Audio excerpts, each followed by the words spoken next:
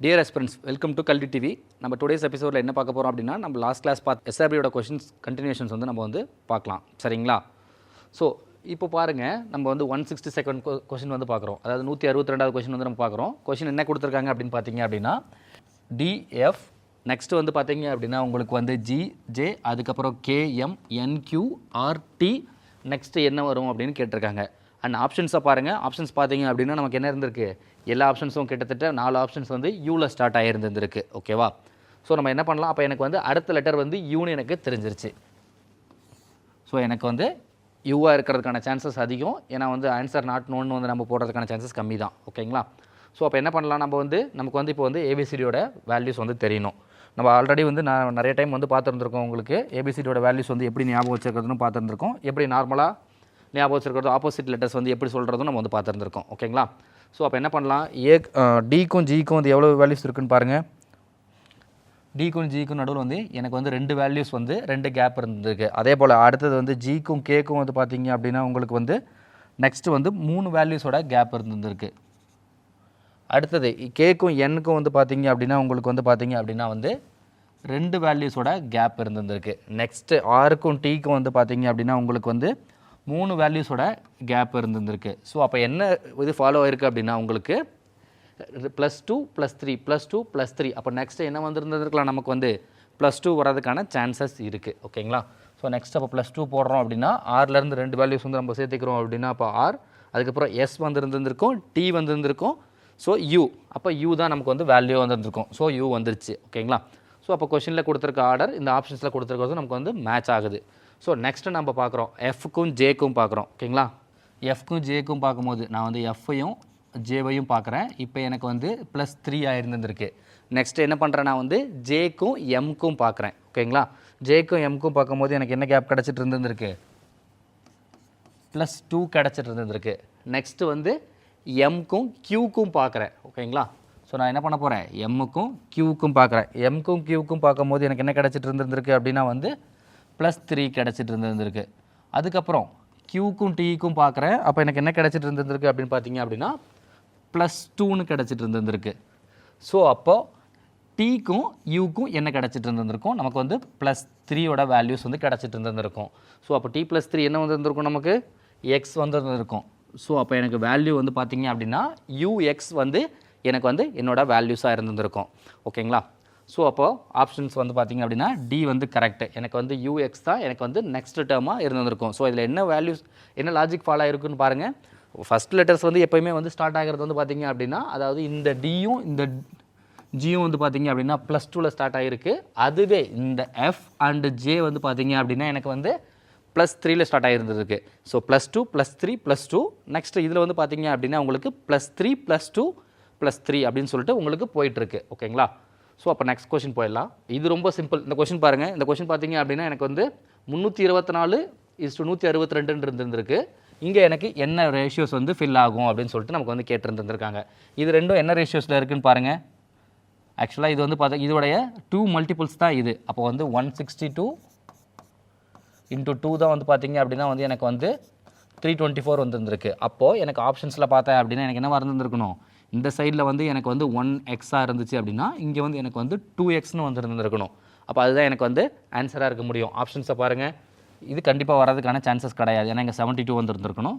இது வராது. ஏன்னா இங்கே 20 வந்துருந்துருக்கணும். இது பார்த்திங்க அப்படின்னா எனக்கு வந்து 2:1ன்னு இருக்குது. ஸோ அது எனக்கு வரும். நெக்ஸ்ட் இது வந்து பார்த்திங்க அப்படின்னா இதுவும் எனக்கு கண்டிப்பாக வராது. அப்போ எனக்கு எதுதான் ஆப்ஷனாக இருந்திருக்க முடியும், 2:1 தான் வந்து பார்த்திங்க அப்படின்னா எனக்கு கொடுத்துருக்க ஆன்சரில் ஆப்ஷன்ஸில் வந்து கரெக்டாக இருக்குது. ஓகேங்களா. ஸோ அடுத்த கொஷின் பாருங்கள். What will be the next term in PCD. அதாவது நான் ஃபஸ்ட் லெட்டர்ஸ் மட்டும் தான் சொல்லியிருந்திருக்கேன். பிசிடி. அப்போ என்ன வந்துருந்துருக்கலாம், அடுத்த லெட்டர் வந்து எனக்கு வந்து இ வந்துருந்துருக்கலாம். ஏன்னா ஆல்ஃபபெட்ஸ் வந்து கண்டினியூஸாக வந்துருந்துருக்கு. அதுக்கப்புறம் பாருங்கள், அதுக்கப்புறம் என்ன கொடுத்துருக்காங்க, எனக்கு வந்து டி கொடுத்துருந்துருக்காங்க. இங்கே வந்து பார்த்திங்க அப்படின்னா எஃப் கொடுத்துருந்துருக்காங்க. ஸோ எனக்கு வந்து இ வந்து மிஸ் ஆகிருந்துருக்கு. அடுத்தது எஃப்க்கு அப்புறம் என்ன கொடுத்துட்டு இருந்திருக்காங்க, இங்கே வந்து ஹெச் கொடுத்துருந்துருக்காங்க. ஓகேங்களா. அப்போ என்ன மிஸ் ஆகிருந்துருக்கு, எஃப் ஜி வந்து மிஸ் ஆகிட்டு இருந்திருக்கு. ஸோ அடுத்து அப்புறம் என்னவாகிட்டு இருந்திருக்கு, எனக்கு ஹெச் இருக்குது. அப்போ ஹெச் இருந்துச்சுன்னா அடுத்த லெட்டர் என்னவாக இருந்திருக்கும், ஒரு லெட்டர் விட்டு அடுத்த லெட்டர் வந்து எனக்கு வந்துருந்துருக்கணும். ஹெச்சோட அடுத்த லெட்டர் விட்டு நமக்கு என்ன வந்துருந்துருக்கும், ஐ எனக்கு மிஸ் ஆகிட்டு என்ன வந்துருந்துருக்கும், எனக்கு வந்து ஜே வந்துட்டு இருந்திருக்கும். ஓகேங்களா. ஸோ நான் ஆப்ஷன்ஸை பார்க்குறேன். எனக்கு வந்து இஜே வந்து பார்த்தீங்க அப்படின்னா இங்கே வந்து எனக்கு வந்து ஆப்ஷன் சியில் தான் இருந்திருக்கு. ஓகேங்களா, மற்றது எல்லாமே வந்து இஐ வந்துருந்துருக்கு, யூஎம் வந்துருந்துருக்கு, இந்த மாதிரி வந்துருந்துருக்கு. ஸோ நம்ம ஈஸியாக வந்து இதை கண்டுபிடிச்சிருந்தா எனக்கு வந்து ஆப்ஷன் சி தான் வந்து கரெக்டான ஆன்சர் அப்படின்னு சொல்லிட்டு. ஓகேங்களா, ஸோ நெக்ஸ்ட் கொஸ்டின் போகலாம். இப்போது நெக்ஸ்ட் கொஸ்டின் பார்த்தீங்க அப்படின்னா இது வந்து நமக்கு எந்த டாப்பிக்கை பேஸ் பண்ணியிருக்கு, ஆட் ஒன் அவுட்டை பேஸ் பண்ணி இருக்குது. ஓகேங்களா, ஸோ அப்போ கொடுத்துருக்கிறத கொஷினில் இருந்து ஏதோ ஒன்று வந்து தப்பாக இருக்குது அந்த சீக்வன்ஸில் இருந்து, அதை நான் வந்து வெளியில் எடுக்கணும். ஓகேங்களா, இப்போ find the odd one out 10, 25, 45, 54, 60, 75, 80 அப்படின்னு சொல்லிட்டு கொடுத்துருக்காங்க. ஸோ நம்ம இதை எந்த மாதிரி எடுத்துக்கலாம் அப்படின்னா இது எல்லாமே 5ஓட மல்டிபிள்ஸாகவும் நம்ம எடுத்துக்கலாம். இப்போ 5ஓட மல்டிபிள்ஸாக எடுத்துக்கிட்டால் என்ன ஆகிட்டு இருந்திருக்கும், இதில் எனக்கு வித்தியாசமாக இருக்கிறது வந்து எது, இந்த 54 தான் வந்து பார்த்தீங்க அப்படின்னா எனக்கு வந்து வித்தியாசமாக இருக்குது. ஓகேங்களா, இது மட்டும்தான் எனக்கு 5ஓட மல்டிபிள்ஸ் கிடையாது, மற்றது எல்லாமே வந்து இதில் வந்து 5ஓட மல்டிபிள்ஸ் தான். ஓகேங்களா, ஓகே, அப்போ நான் வந்து 54 தான் எனக்கு வந்து இதில் வந்து வித்தியாசமாக இருக்குது அப்படின்னு சொல்லிட்டு நான் எடுத்துட்டேன். சரிங்களா, ஸோ அப்போ நெக்ஸ்ட் கொஸ்டின் போயிடலாம். இப்போ அடுத்த கொஸ்டின் பாருங்கள். அடுத்த கொஸ்டின் பேசிக்கான ஒரு சிம்பிளிஃபிகேஷன் கொஸ்டின் தான். 690 × 15 டிவைடட் பை 125 அப்படின்னு சொல்லிட்டு நமக்கு வந்து சொல்லியிருக்காங்க. அப்போ நம்ம என்ன பண்ணியிருந்துருக்கலாம், இப்போ நம்ம வந்து போர்ட் மாஸ் வந்து அப்ளை பண்ணியிருந்துருக்கலாம். இப்போ போர்ட் மாஸில் நமக்கு என்ன இருந்திருக்கு, போர்ட் மாஸில் ப்ராக்கெட் கிடையாது, ஆஃப் கிடையாது, டிவிஷன் இருக்குது. ஸோ நான் ஃபஸ்ட்டு வந்து டிவிஷனை வந்து பர்ஃபார்ம் பண்ணிக்கிறேன். அதுக்கப்புறம் என்ன இருந்திருக்கு, மல்டிப்ளை இருந்திருக்கு. ஸோ மல்டிப்ளை அண்ட் டிவிஷன் தான் இருக்குது. ஸோ எனக்கு ரொம்ப சிம்பிள் தான். அப்போ என்ன கூட நான் இதை எப்படி கன்வெர்ட் பண்ணிக்கலாம்,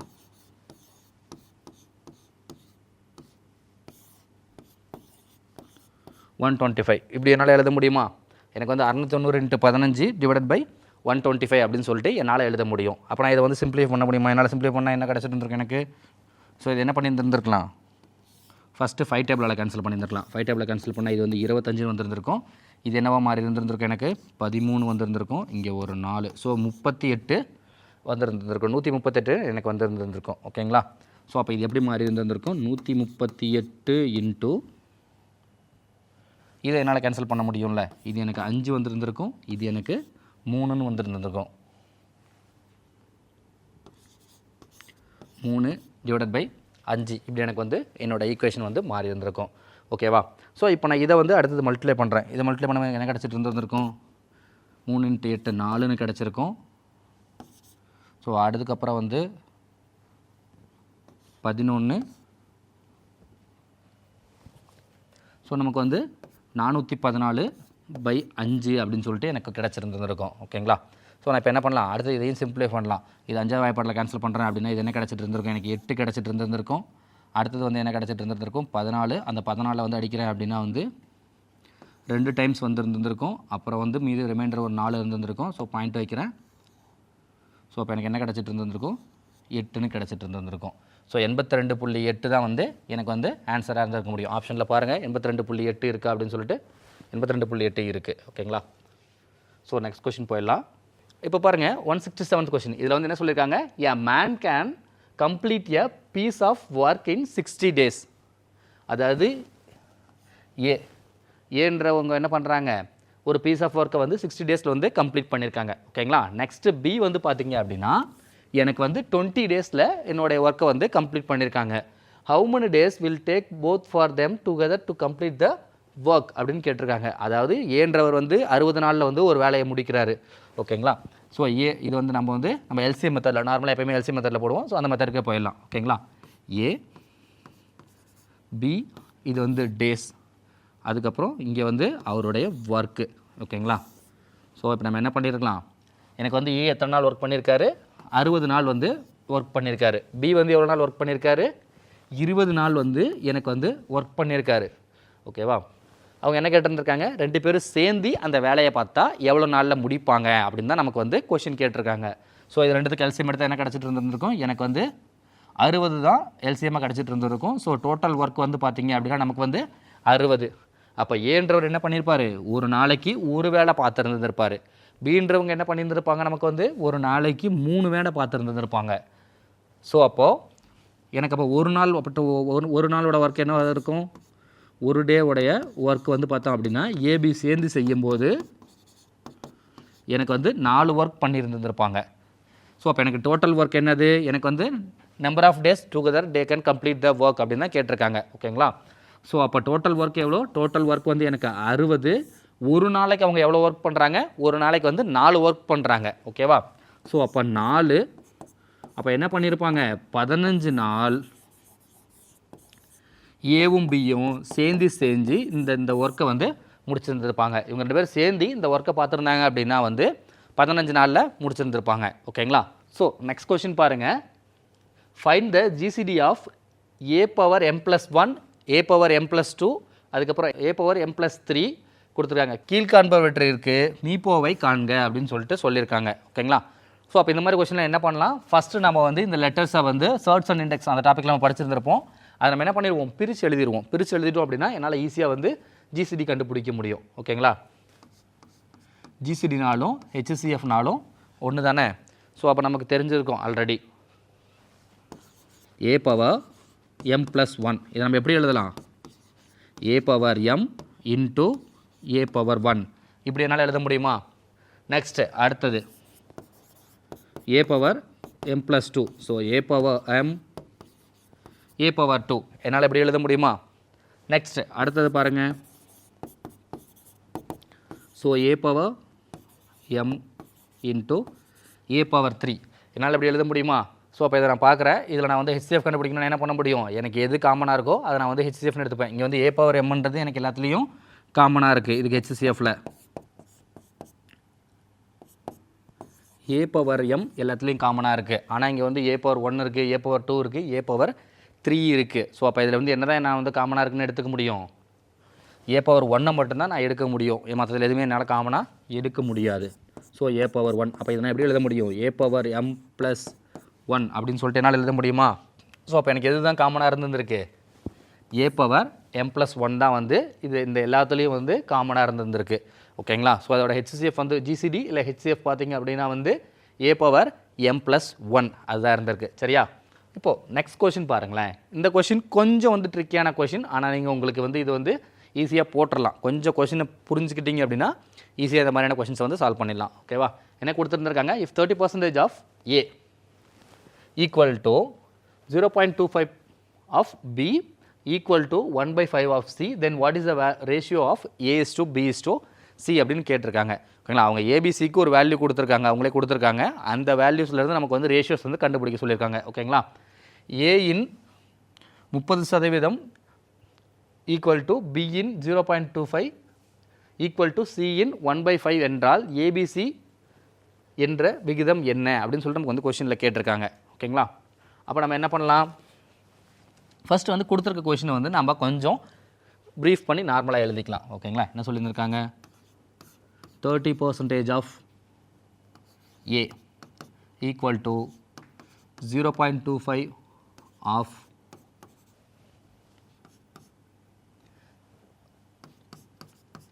(1/5 ஆஃப் c). இதுதான் நமக்கு வந்து கொஷினில் கொடுத்துருக்காங்க. ஓகேங்களா? ஸோ நான் கொஞ்சம் பிரித்து எழுதிக்கிட்டேன். அப்போ என்ன பண்ணியிருந்துருக்கலாம், இதை நான் வந்து கேன்சல் பண்ணியிருந்துக்கலாமா? ஸோ 3/10 ஆஃப் ஏன்னு வந்துட்டு இருந்திருக்கும். நெக்ஸ்ட்டு வந்து 0.25 ஆஃப் b, அதுக்கப்புறம் 1/c இப்படி இருக்குது. அப்போ இந்த கொஷினை என்ன பண்ணலாம், எனக்கு வந்து பேஸ் எல்லாத்துலேயும் என்ன பண்ணலாம், நான் வந்து சேம் பண்ண ட்ரை பண்ணலாம். பேஸ் வந்து நான் சேம் பண்ண என்ன பண்ணியிருந்துருக்கலாம், நான் வந்து 3/10 வந்துருந்துருக்கும். நெக்ஸ்ட்டு வந்து இது வந்து என்ன எழுதலாம், 25/100b அப்படின்னு எழுதியிருந்துருக்கலாம். இது வந்து 1/c இப்படின்னு எழுதியிருந்து 1/5/c அப்படின்னு சொல்லிட்டு எழுதியிருந்துருக்கலாமா? ஸோ இதை கேன்சல் பண்ண எனக்கு என்ன கிடச்சிட்டு இருந்திருக்கும், 1/4 வந்து எனக்கு கிடச்சிட்டு இருந்திருக்கும்.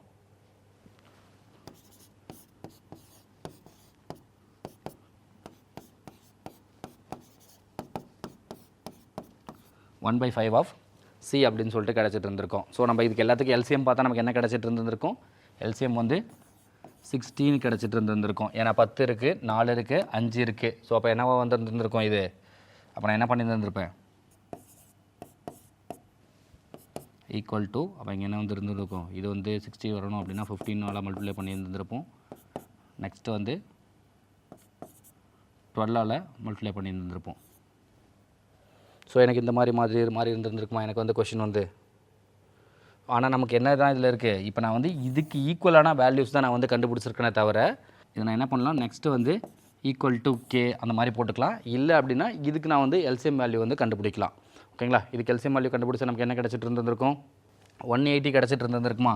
எனக்கு எல்சிஎம் வேல்யூ வந்து 180. ஸோ அப்போ என்ன கிடச்சிட்டு இருந்திருக்கும், நான் இதை எத்தனை டைம் மல்டிப்ளை பண்ணி இருந்திருப்பேன், இதை வந்து நான் பார்த்தேன் அப்படின்னா வந்து ஏவை வந்து நான் வந்து இதை வந்து என்ன பண்ணியிருந்துருக்கலாம், நம்ம வந்து 10 டைம்ஸ் மல்டிப்ளை பண்ணியிருந்துருக்கலாம். நெக்ஸ்ட்டு அடுத்து என்ன பண்ணியிருந்துருக்கலாம், 15 வந்து 12 டைம்ஸ் மல்டிப்ளை பண்ணியிருந்துருக்கலாம். அடுத்தது என்ன பண்ணியிருந்துருக்கலாம், எனக்கு வந்து 120 இருக்குது, சாரி 120ல் 12 இருக்குது. இந்த 12 என்ன பண்ணியிருந்துருக்கலாம், நம்ம வந்து 15 டைம்ஸ் வந்து மல்டிப்ளை பண்ணியிருந்தோம் அப்படின்னா எனக்கு இது எல்லாமே ஒரே ரேஷியோ வேல்யூவாக வந்து வந்துருந்துருக்கும். ஓகேவா? ஸோ அப்போ ஆப்ஷனில் இருக்கான்னு பாருங்கள், இது இருக்குது 10, 12, 15 அந்த ரேஷியோஸ் வந்து ஆப்ஷன்ஸில் இருக்குது. சரிங்களா?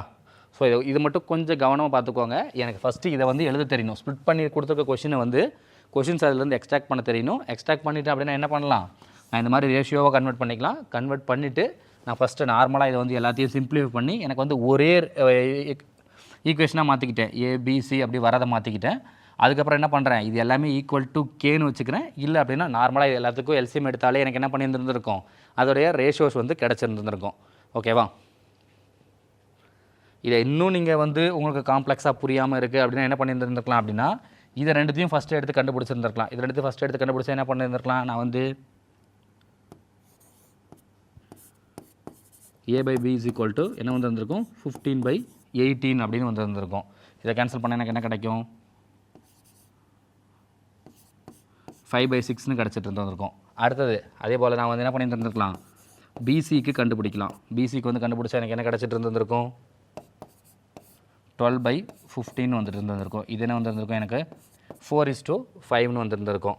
ஸோ அப்போ என்ன கிடச்சிட்டு இருந்திருக்கு, 5 இருந்திருக்கு, 6 இருந்திருக்கு, அதுக்கப்புறம் வந்து 4 இருந்திருக்கு, அதுக்கப்புறம் வந்து 5 இருந்திருக்கு. அப்போ என்ன பண்ணணும், நான் வந்து இது ரெண்டுத்தையும் ஈக்குவல் பண்ணணும். 24 அப்போ நான் இது 4ஆல் மல்டிப்ளை பண்ணியிருந்திருப்பேனா. ஸோ அப்போ மேலே 4ஆல் மல்டிப்ளை பண்ணி கிடச்சிருந்துருக்கும், 20:24ன்னு வந்துருக்கும். நெக்ஸ்ட்டு அப்போ இது என்ன பண்ணியிருப்பேன், 6ஆல் மல்டிப்ளை பண்ணியிருந்திருப்பேன். இது வந்து எனக்கு 13 கிடச்சிட்டு இருந்திருக்கும். இதை நான் சிம்பிளை பண்ணாலும் எனக்கு என்ன கிடச்சிட்டு இருந்திருக்கும், 10:12:15 கிடச்சிட்டு இருந்திருக்கும். இப்படியும் பண்ணலாம், இல்லை நம்ம முன்ன பண்ண மாதிரி ஃபஸ்ட்டு ஸ்டெப்லேயும் பண்ணிடலாம். ஓகேங்களா? ஸோ நெக்ஸ்ட் கொஷின் வந்து இப்போ நார்மலாக போடக்கூடிய கொஷின் தான். இங்கே என்ன இருந்திருக்கு, எனக்கு வந்து வேல்யூஸ் வந்து போட தெரியணும். இல்லை அப்படின்னா என்னென்ன பண்ணலாம், நான் வந்து இதை வந்து 0.1 × 0.007 = என்னன்னு இந்த கொஷினில் வந்து கேட்டிருக்காங்க நமக்கு. அப்போ நம்ம என்ன பண்ணியிருந்துருக்கலாம், இதை வந்து எய்தர் 1/10 × 7/1000 இப்படி வச்சும் நம்ம போடலாம். இல்லை நார்மலாகவும் மல்டிப்ளை பண்ணியிருந்துருக்கலாம். இங்கே எத்தனை 0 இருந்திருக்கு, 1 2 2 0 ஒரு டிஜிட்டு, இங்கே அதே போல் ஒரு டிஜிட்டு. ஸோ மொத்தமாக வந்து என்ன பண்ணியிருப்பேன், 4 டிஜிட் தள்ளி பாயிண்ட் வச்சுருந்துருப்பேன். அப்போ தான் எனக்கு வந்து வேல்யூவாக இருந்திருக்கும். இல்லை இந்த மாதிரி போட்டாலும் நீங்கள் வந்து போட்டுக்கலாம். /10,000 அப்படின்னு வந்துருக்கும். 7/10,000 அப்படின்னா என்ன பண்ணியிருப்போம், நம்ம வந்து 4 டிஜிட் தள்ளி பாயிண்ட் வச்சுருந்துருப்போம். ஓகேவா? ஸோ ரொம்ப ஈஸியான கொஷின் தான். இப்போது நெக்ஸ்ட் கொஷின் பாருங்களேன். இது வந்து நமக்கு வந்து அந்த லெட்டர் கோடிங், அதாவது வேர்ட் கோடிங்கோடைய ஒரு பார்ட்டு தான். ஓகேங்களா? ரொம்ப ஈஸியாக இருக்கும். இப்போ வந்து ஒரு லெட்டர் கொடுத்துருக்காங்க, ஃப்ரூட் ஆர் ரைப்பன்னு கொடுத்துருந்துருக்காங்க. அதோடைய கோடை வந்து நம்பர்ஸில் வந்து கொடுத்துருந்துருக்காங்க. ஓகேவா? ஸோ ஃபஸ்ட்டு வந்து இந்த certain code language fruit are ripen is coded as 684 அப்படின்னு சொல்லியிருக்காங்க. அடுத்தது பாருங்கள், the fruit is sweet is coded as 473 அப்படின்னு சொல்லியிருக்காங்க. அதுக்கப்புறம் sweet get more is coded as 302 அப்படின்னு கொடுத்துருக்காங்க. Then 4 code is used to. அப்போ 4 வந்து எங்கே காமனாக இருக்குன்னு பாருங்கள். 4 எனக்கு இந்த இடத்துல ஒரு காமன் இருக்குது, இந்த இடத்துல ஒரு காமன் இருக்குது, 4 இருக்குது. அப்போ இது ரெண்டுத்துலேயும் என்னென்ன வந்து காமனாக இருக்குன்னு பாருங்கள். ஃப்ரூட்ஸ் இது ரெண்டுமே வந்து பார்த்திங்க அப்படின்னா எனக்கு வந்து காமனாக இருக்குது. அப்போ 4 என்னவாக தான் இருக்க முடியும், எனக்கு வந்து ஃப்ரூட்ஸ் தான் வந்து என்னுடைய 4ஆக இருக்க முடியும். முதல்ல இந்த மாதிரியான கொஷினை ஒரு டைம் படிச்சுட்டு ஆப்ஷன்ஸில் என்னென்ன இருக்குதுன்னு பார்த்துக்கோங்க. அவங்க கொடுத்துருக்கிறதுல எய்தர் நீங்கள் வந்து டேரெக்டாக கண்டுபிடிச்சி போடலாம், இல்லை அப்படின்னா எலிமினேட் பண்ணியும் போட்டுக்கலாம். ஓகேவா? இப்போ நெக்ஸ்ட் கொஷின் பாருங்களேன். What number should replace the question mark அப்படின்னு கேட்டுருந்துருக்காங்க. இப்போ வந்து என்ன கொடுத்துருக்காங்க, எனக்கு வந்து 289, 196, 121, 64 இது எல்லாமே வந்து என்ன வேல்யூ, இது எல்லாமே வந்து ஸ்கொயர் வேல்யூஸ். இது வந்து என்னது, எனக்கு வந்து 17ஓட ஸ்கொயர், இது வந்து 14ஓட ஸ்கொயர், இது வந்து என்னது 11ஓட ஸ்கொயர், இது என்னது எனக்கு வந்து 8ஓடைய ஸ்கொயர். அப்போ என்ன வந்துருந்துருக்கும், இங்கே ஒரு 3, இங்கேயும் 3, இங்கேயும் 3, இங்கேயும் 3 அப்படின்னா என்ன வந்துருந்துருக்கும், இங்கே வந்து எனக்கு வந்து 5ஓடைய ஸ்கொயர் வந்துருந்துருக்கும். 5ஓட ஸ்கொயர் என்னது 25. அப்போ 25ன்றது எனக்கு என்னவா வந்துருந்துருக்கும், இந்த இடத்துக்கிட்ட வந்து ஆன்சராக வந்துருந்துருக்கும். சரியா? ஸோ நெக்ஸ்ட் கொஷின் பாருங்களேன், என்ன கொடுத்துருக்காங்க நமக்கு வந்து 0.004 அதை வந்து என்ன பண்ண சொல்லியிருக்காங்க, பர்சன்டேஜ் ரேட் ஆஃப் பர்சன்டேஜில் வந்து நமக்கு வந்து எக்ஸ்பிரஸ் பண்ண சொல்லியிருக்காங்க. அப்போ இந்த மாதிரியான கொஷின் என்ன பண்ணலாம், இப்போ 0.04னா என்னது, இது ஒரு வேல்யூ கொடுத்துருக்காங்க. நம்ம பர்சன்டேஜ்ன்றது என்னது, நம்ம வந்து ஒரு வேல்யூவை வந்து இப்போ ஒரு நார்மலாக ஒரு நம்பர் கொடுத்துட்டு அதை பர்சன்டேஜில் கேட்குறேன்னா என்ன பண்ணியிருந்திருப்போம், நம்ம வந்து 100 டிவைட் பண்ணியிருந்திருப்போம்.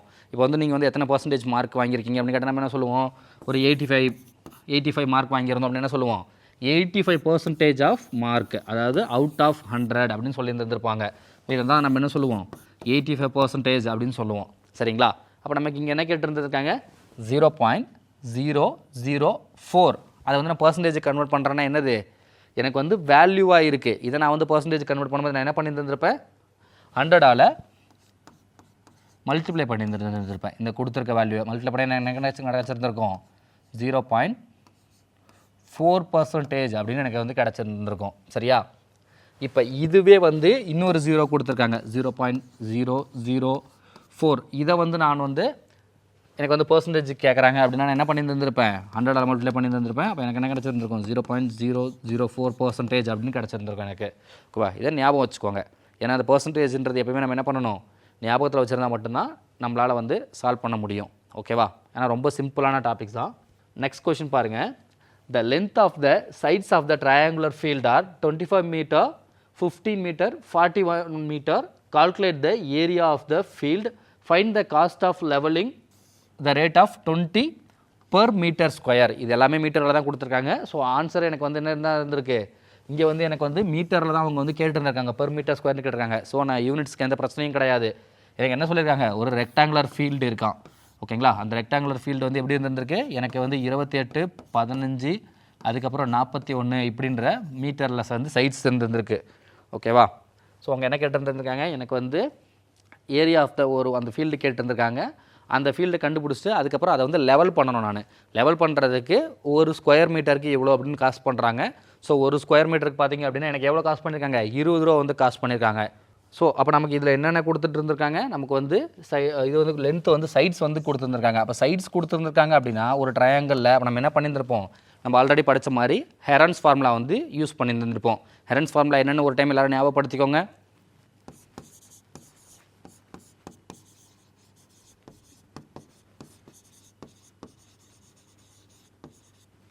ஹெரன்ஸ் ஃபார்முலா என்னது, area is equal to root of S into இந்த எஸ் வந்து எல்லாத்துக்கும் காமனாக வந்து இருந்திருக்கும். அதுக்கப்புறம் வந்து எஸ் மைனஸ் ஏ, அதுக்கப்புறம் வந்து எஸ் மைனஸ் பி, அதுக்கப்புறம் என்ன வந்து இருந்திருக்கும், எஸ் மைனஸ் சி அப்படின்னு வந்து இருந்திருக்கும். ஓகேவா, ஸோ அப்போ எஸ்ன்றது என்னது, நம்மளுடைய செமி பெரிமீட்டர். செமி பெரிமீட்டர் எப்படி நம்ம கண்டுபிடிப்போம், இது எல்லாத்தையும் நம்ம வந்து கொடுத்துருக்க வேல்யூவில் ஆட் பண்ணிவிட்டு 2ஆல் டிவைட் பண்ணிப்போம். ஸோ அப்போ இது என்ன வந்து இருந்திருக்கும், நமக்கு வந்து 56 ஒரு 28 அப்படி என்ன கிடச்சிட்டு இருந்திருக்கும், 4 84 கிடச்சிட்டு இருந்திருக்கும். ஸோ அப்போ எஸ் இஸ் ஈக்குவல் டு என்ன வந்துருந்துருக்கும், 42ன்னு வந்துருந்துருக்கும் எனக்கு வந்து. ஓகேவா, ஸோ நான் அதை வந்து இங்கே சப்ஸ்டியூட் பண்ணுறேன். இங்கே சப்ஸ்டியூட் பண்ணும்போது எனக்கு என்ன கிடச்சிட்டு இருந்திருக்கும், 42 மைனஸ் ஏ. அப்போ வந்து ஃபஸ்ட்டு என்னென்னு எடுத்துப்பேன், இதை வந்து நான் வந்து ஏன்னு எடுத்துக்கிறேன், இதை பின்னு எடுத்துக்கிறேன், இதை வந்து சின்னு எடுத்துக்கிறேன் இந்த சைடை. ஓகேவா, ஸோ 42 மைனஸ் 28 அப்போ என்ன கிடச்சிட்டு இருந்திருக்கும், நமக்கு வந்து 14ன்னு கிடச்சிட்டு இருந்திருக்கும். அடுத்தது 42 மைனஸ் 15ன்னு கிடச்சிட்டு இருந்திருக்கும். அப்போ நமக்கு என்ன கிடச்சிருக்கும், ஃபைனல் வேல்யூவாக என்ன கிடச்சிட்டு இருந்திருக்கும், எனக்கு வந்து 27 அப்படின்னு கிடச்சிட்டு இருந்திருக்கும். அடுத்தது எனக்கு வந்து 42 மைனஸ் 41ன்னு இருக்குது. அப்போ எனக்கு என்ன கிடச்சிட்டு இருக்கும், எனக்கு வேல்யூ வந்து 1ன்னு கிடச்சிட்டு இருந்திருக்கும். ஸோ அப்போ நான் இதை என்ன பண்ணலாம், நான் வந்து ரூட் எடுக்கணும். ஓகேவா, ரூட் எடுக்கணும் என்ன பண்ணியிருந்துருக்கலாம், நான் வந்து எய்தர் நான் வந்து ரூட் எடுத்துருந்துருப்பேன் மல்டிப்ளை பண்ணிவிட்டு, இல்லை அப்படின்னா என்ன பண்ணலாம், நான் வந்து இதை ஸ்ப்ளிட் பண்ணியே நான் வந்து ரூட் எடுத்துடலாம். ஓகேவா, இதை ஸ்ப்ளிட் பண்ணுறேன். அப்போ நான் என்ன பண்ணியிருந்துருப்பேன், இதை வந்து 7 into 6 எழுத முடியுமா, 42 வந்து 7 into 6 எழுத முடியும். இதை வந்து என்ன பண்ண முடியும், 7 into 2ன்னு என்னால் எழுத முடியும். நெக்ஸ்ட்டு வந்து 27 வந்து என்ன எழுத முடியும், என்னால் 9 into 3ன்னு வந்து என்னால் எழுத முடியும். ஓகேவா, அப்போ இதிலேருந்து இங்கே ஒரு 7 இருக்குது, இங்கே ஒரு 7 இருக்குது. அப்போ என்னால் ஒரு 7 வெளியில் எடுக்க முடியும். இங்கே ஒரு இது ரெண்டும் சேர்த்தா 6. ஸோ ஒரு 6 என்னால் வெளியில் எடுக்க முடியும். இதிலேருந்து ஒரு 3 வெளியில் எடுக்க முடியும். அப்போ என்னென்ன கிடச்சிட்டு இருந்திருக்கும், 7 into 6 into 3 அப்படின்னு சொல்லிட்டு எனக்கு வந்து வேல்யூ கிடச்சிட்டு இருந்திருக்கும். அப்போ 42 42 × 3 என்னென்ன கிடச்சிட்டு இருந்திருக்கும் எனக்கு?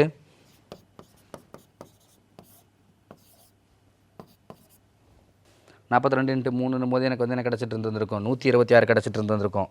ஸோ 126 வந்து பார்த்தீங்க அப்படின்னா என்னுடைய 126 மீட்டர் ஸ்கொயர் தான் என்னுடைய இந்த ரெக்டாங்குலர் ஃபீல்டோடைய ஏரியா. 126 மீட்டர் ஸ்கொயர் இந்த ரெக்டாங்குலர் ஃபீல்டோடைய ஏரியா அப்படின்னு சொல்லிட்டு நான் வந்து கண்டுபிடிச்சிட்டேன். ஓகேங்களா? ஸோ அப்போ என்ன அடுத்து என்ன சொல்லியிருந்திருக்காங்க? The rate of levelling for field is 24 metres அப்படின்னு சொல்லிட்டு சொல்லியிருக்காங்க. ஓகேங்களா? அப்போ 1 மீட்டரை வந்து எனக்கு வந்து லெவலிங் பண்ணுறதுக்கு 20 ரூபா தேவைப்பட்டிருந்திருக்கு. அப்போ 126 ரூபா எவ்வளோ எனக்கு தேவைப்பட்டிருந்திருக்கும்? ஸோ அப்போ 126 × 20 போடுறேன் அப்படின்னா 0, 12, 5 எனக்கு வந்து இப்போ எவ்வளோ தேவைப்பட்டிருந்திருக்கும்? 2520 ரூபா வந்து தேவைப்பட்டிருந்திருக்கும். இந்த கொஷினை நல்லா புரிஞ்சுக்க ட்ரை பண்ணுங்கள். சிம்பிளான கொஷின் தான். என்ன சொல்லியிருக்காங்க அப்படின்னா சைட்ஸ் வந்து கொடுத்துருக்காங்க. ஒரு ட்ரையாங்கிள் கொடுத்துருக்காங்க. ஒரு ட்ரையாங்கிள் வந்து கொடுத்துருந்துருக்காங்க. இந்த ட்ரையாங்கிளோடைய சைட்ஸ் வந்து நமக்கு கொடுத்துட்டாங்க. ஓகேங்களா? அந்த சைட்ஸ்லேருந்து நம்ம என்ன பண்ண போகிறோம் அப்படின்னா ட்ரையாங்கிளோட ஏரியா ஃபார்முலா வந்து கண்டுபிடிக்கிறோம். ஏன் நம்ம கண்டுபிடிக்கிறோம்? ஏன்னா நமக்கு வந்து மீட்டர் வந்து லெவலிங் பண்ணுறதுக்கான நமக்கு வந்து வேல்யூ கொடுத்துருக்காங்க. 1 மீட்டருக்கான வேல்யூ கொடுத்துருக்காங்க. நமக்கு வந்து ஒட்டுமொத்த மீட்டர் தெரிஞ்சால் தான் நம்ம என்ன பண்ண முடியும்? அந்த காஸ்ட் வந்து கண்டுபிடிக்க முடியும். ஓகேவா? ஸோ நமக்கு வந்து ஹெரன் ஃபார்முலா யூஸ் பண்ணுறோம். அந்த ஹெரன் ஃபார்முலா வந்து சைட்ஸை வச்சு எப்படி நம்ம வந்து ஏரியா கண்டுபிடிக்கிறதுக்கான ஃபார்முலா தான். ஓகே, அப்போ நமக்கு வந்து ஃபைனலாக நமக்கு வந்து எவ்வளோ மீட்டர்னு தெரிஞ்சிருச்சு. 126 மீட்டர்னு நம்ம வந்து கண்டுபிடிச்சிருந்ததுப்போம். 126 மீட்டர் ஸ்கொயர்னு. ஸோ அப்போ 20ஆல் மல்டிப்ளை பண்ணுறேன் அப்படின்னா எனக்கு வந்து அந்த ஒட்டுமொத்த ஏரியா வந்து இதை லெவலிங் பண்ணுறதுக்கு எவ்வளோ ரூபா செலவாயிருக்கும் அப்படின்னு சொல்லிட்டு நாம் வந்து கண்டுபிடிச்சிருந்துருப்போம். ஓகேங்களா? ஓகே, இதுக்கப்புறம் கொஷின்ஸை வந்து நம்ம வந்து நெக்ஸ்ட் கிளாஸில் பார்க்கலாம். தேங்க்யூ.